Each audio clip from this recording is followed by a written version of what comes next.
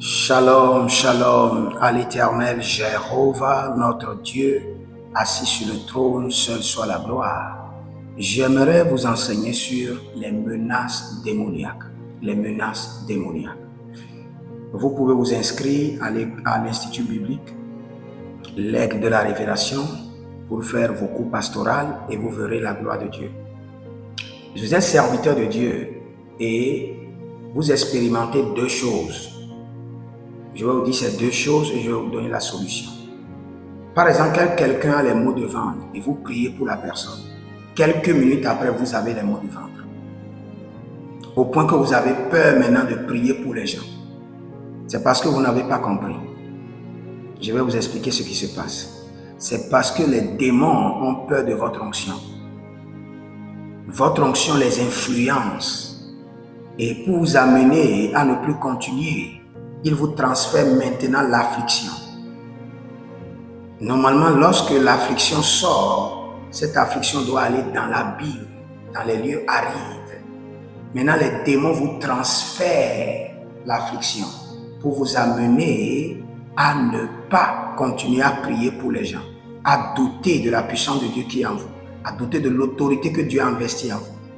Par contre, si par exemple vous êtes devant le peuple et vous sentez, vous êtes devant quelqu'un, vous sentez les maux de ventre, maux de cou, maux de rein, le Seigneur est en train de vous dire que vous avez l'onction de guérison et que la personne qui est devant vous a cette affliction, que vous pouvez prier pour lui. Mais quand vous priez pour les gens, la même chose, l'affliction descend sur vous. Vous devez prendre souvent la Sainte Seine et quand vous priez, priez toujours et renvoyez l'affliction dans la Bible.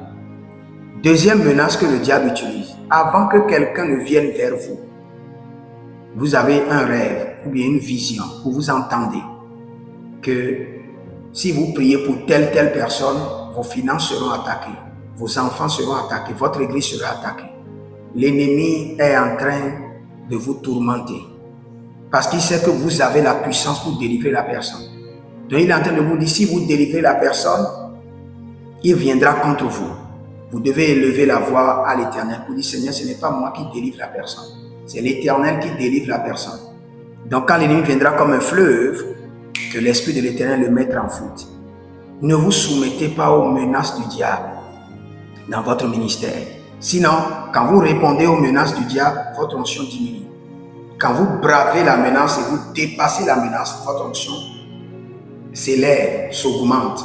Donc, bravez la menace du diable et avancez. N'ayez pas peur, n'ayez pas peur. Jésus-Christ est assis sur le trône et il ne vous laissera jamais.